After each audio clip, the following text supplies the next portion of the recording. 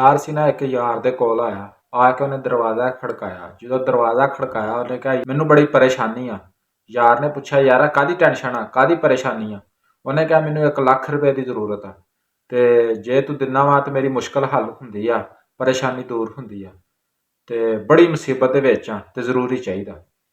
वो गया अंदरों भज के जाके उन्हें लाख रुपया फड़ाता लिया के यार नूं। यार ने लाख रुपया लिया ते चल गया। जिस टाइम गया तो पिछों ओही यार जिन्हें लाख रुपया दिता वो धाड़ा मार के रोया।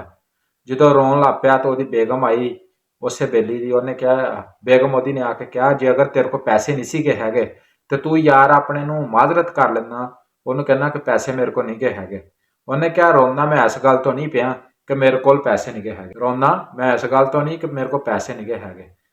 बस रोन इस गल तो दियां कि होवे मेरा यार तो मैनू ओदियां हालातां दा ओदियां मुश्किलां दा पता क्यों नहीं चलिया।